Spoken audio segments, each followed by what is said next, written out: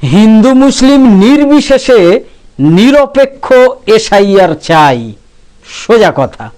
এই বিষয়টা নিয়েই আজ নিউজ নির্ভীকের বিশেষ প্রতিবেদন উপস্থাপন করছি আমি জাকির হোসেন শেখ, আর ক্যামেরায় জিশান আলী শেখ। এ কথা তো বলার অপেক্ষাই রাখে না যে ভারতের নির্বাচনে একাধিক রাজ্যে সংখ্যালঘু মুসলিম ভোটদাতাদের বিশেষ গুরুত্ব রয়েছে এবং এর মধ্যে সব রাজ্যের থেকে এগিয়ে রয়েছে পশ্চিমবঙ্গ। এই ব্যাপারে পশ্চিমবঙ্গ রয়েছে একেবারে অগ্রভাবে, এটা অস্বীকার করার কোনো উপায় নেই। এ রাজ্যের ধর্মীয় সংখ্যালঘু শ্রেণীর মধ্যে মুসলিমরাই সংখ্যায় সবচেয়ে বেশি। মুসলমানরা মোট জনসংখ্যার এখানে প্রায় 3 ভাগের 1 ভাগ।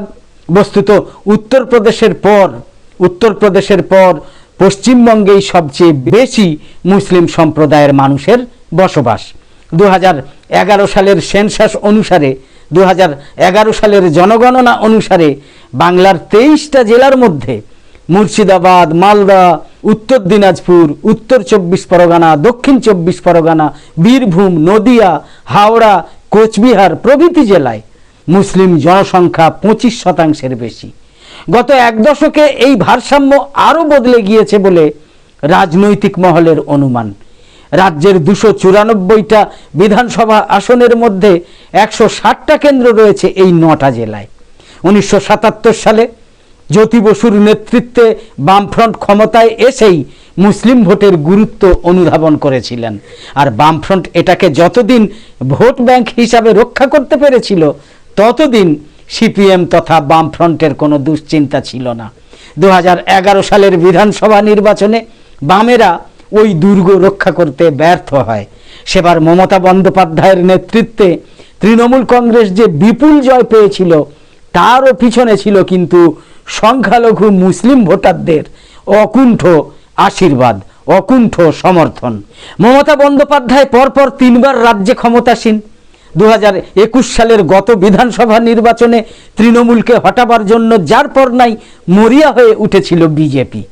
প্রধানমন্ত্রী নরেন্দ্র মোদী থেকে শুরু করে স্বরাষ্ট্রমন্ত্রী অমিত শাহ, বিজেপি সভাপতি জেপি নাড্ডা সহ একাধিক কেন্দ্রীয় নেতা বস্তুত ডেলি প্যাসেঞ্জারের পর্যায়ে নেমে এসে মমতার বিরুদ্ধে প্রচারে ঝড় তুলেছিলেন। আপনারা নিশ্চয়ই মনে রেখেছেন সেসব।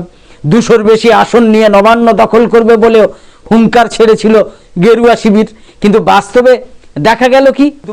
দেখা গিয়েছে কি না, 100-র অনেক আগেই মুখ থুবড়ে পড়েছিল তাদের অশ্বমেধের ঘোড়া। ভোট বিশ্লেষণ থেকে পরিষ্কার হয়ে যায় যে মুসলিম ভোটের প্রায় কিছুই বিজেপির ঝুলিতে ঢোকেনি। পরবর্তী 2024 সালের লোকসভা নির্বাচনে তারই পুনরাবৃত্তি প্রকট হয়েছে। বিজেপিওয়ালারা ভালোভাবে বুঝে গিয়েছে যে বাংলায় সংখ্যালঘু মুসলিম ভোট বাদ দিয়েই তাদের নির্বাচনী লড়াই লড়তে হবে। তাদের মূল ভরসা তাই শুধুমাত্র হিন্দু ভোট এক কাট্টা করতে না পারলে গেরুয়া শিবির ক্ষমতার ধারে কাছেও পৌঁছতে পারবে না, এটা শুভেন্দু অধিকারীরা সম্পূর্ণভাবে বুঝে গিয়েছেন। তাই বিরোধী দলনেতা থেকে শুরু করে বিজেপির অনেকেই মেরুকরণের অস্ত্রে শান দিতে নেমে পড়েছেন। ধর্ম নিরপেক্ষতার নীতিকে নস্যাৎ করার আওয়াজ উঠে গিয়েছে ভোটের নির্ঘণ্ট ঘোষণা করার আগেই। তাদের জানা নেই যে পশ্চিমবঙ্গে হিন্দু ভোট এক কাট্টা হওয়া বিভিন্ন কারণেই কিন্তু অসম্ভব। তার সবচেয়ে বড় কারণ হচ্ছে মমতা বন্দ্যোপাধ্যায়ের সমাজ কল্যাণমূলক সরকারি প্রকল্পগুলোর বেনিফিশিয়ারি তো মুসলমানদের থেকে হিন্দুরাই বেশি। তাহলে বিজেপির উপায়টা কি? রাজনৈতিক মহলের অনুমান এই কারণে বিজেপি আসন্ন ভোটের ঘুঁটি সাজাচ্ছে মুসলিম ভোটকে মাইনাস ধরে, মুসলিম ভোট বাদ দিয়েই তারা ঘুঁটি সাজাচ্ছে এই 2026-এর আসন্ন বিধানসভা নির্বাচনের জন্য। মমতা বন্দ্যোপাধ্যায়ের দলের প্রার্থীরা ঢালাও সংখ্যালঘু মুসলিম ভোট পান। তৃণমূলের জয়ের চওড়া মার্জিন ওই মুসলিম ভোটেই বহুলাংশে নির্ধারিত হয়। তাহলে মমতা বন্দ্যোপাধ্যায়কে জব্দ করার সহজ ফন্দি কি হতে পারে?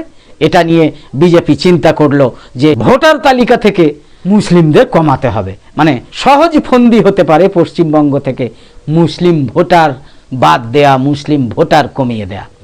বিজেপির কথা মতো নির্বাচন কমিশন যদি এসআইআর এর নামে ছলে বলে কৌশলে পশ্চিমবঙ্গে মুসলিম ভোটার কমিয়ে কাটছাঁট করে নতুন ভোটার তালিকা তৈরি করতে পারে, তাহলেই বিজেপির কেল্লা ফতে হবে বলে মনে করে বিজেপির অনেক নেতা কর্মী সমর্থক।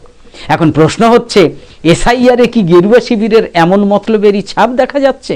এই যে এসআইআর প্রক্রিয়া শুরু করেছে, এখনো পর্যন্ত যা পুরোপুরি শেষ হয়নি এই এসআইআর পর্বে ভুক্তভোগী মুসলমান এবং তৃণমূল কংগ্রেসের অভিযোগ কিন্তু তেমনটাই। আর গত 28শে ফেব্রুয়ারি আপনারা জানেন যে প্রথম পর্বের চূড়ান্ত অথচ অসম্পূর্ণ ভোটার তালিকায় যেন সেই অভিযোগে শিলমোহর মেরে দিয়েছে। রাজ্যের 5টা জেলায় ইতিমধ্যে প্রায় 23 লক্ষ নাম বাদ গিয়েছে, একদম ডিলিটেড বলে 23 লক্ষ নাম বাদ গিয়েছে। ওই জেলাগুলোতেই আবার আন্ডার অ্যাডজুডিকেশন অর্থাৎ বিচারাধীন অবস্থায় ঝুলে রয়েছে 35 লক্ষের বেশি ভোটারের ভাগ্য, যাদের মধ্যে বড় সংখ্যা, সব থেকে বেশি সংখ্যা হচ্ছে মুসলিম। মুখ্য নির্বাচন কমিশনারের নেতৃত্বে ইসিআই এর ফুল বেঞ্চ রাজ্যে আসার মুখে এই ইস্যুতে তাই বিতর্ক ক্রমবর্ধমান। মুখ্যমন্ত্রী মমতা বন্দ্যোপাধ্যায় এবং তৃণমূল সেনাপতি অভিষেক বন্দ্যোপাধ্যায় লাগাতার অভিযোগ করে চলেছেন, বলছেন গোটাটাই আসলে বিজেপির ছক, বিজেপির নির্দেশেই জ্ঞানেশ কুমাররা অঙ্ক মেলানোর খেলায় নেমে পড়েছেন। মুসলিম ভোট বাদ দিতে হবে, পশ্চিমবঙ্গে মুসলিম ভোট কমাতে হবে, যদি তাতে বিজেপি ক্ষমতা দখল করতে পারে। জ্ঞানত গোলমেলে ভোটার তালিকা প্রকাশ সম্পূর্ণ অনুচিত শুধু নয়, বরং অপরাধ হতো। ধর্মের ভিত্তিতে একজনেরও ভোটাধিকার কেড়ে নেওয়া অন্যায় এবং বেআইনি, সংবিধান বিরোধী। তাই প্রতিটা অভিযোগের নিরপেক্ষ এবং আশু নিষ্পত্তি হওয়া কিন্তু দরকার। মানুষ তাদের পছন্দ মতো ভোট দেবে, মানুষ তাদের পছন্দের সরকার তৈরি করবে। ইসিআই তো সেটাই নিশ্চিত করবে, নির্বাচন কমিশন তো, ইলেকশন কমিশন তো সেটাই নিশ্চিত করবে। মনে রাখতে হবে, জ্ঞানেশ কুমাররা টিএন সেশনের মতো লৌহ মানবের কিন্তু উত্তরসূরি। ভারতীয় গণতন্ত্রকে এগিয়ে নিয়ে যাওয়ার জন্য টিএন সেশন যে ঐতিহাসিক অবদান রেখে গিয়েছেন, তা যেন কোনোভাবেই খাটো না হয়, বরং সেটাকে সাহসের সঙ্গে আরও এগিয়ে নিয়ে যেতে হবে। এটাই কিন্তু ইলেকশন কমিশনের কাজ, এটাই কিন্তু জ্ঞানেশ কুমারদের কাজ।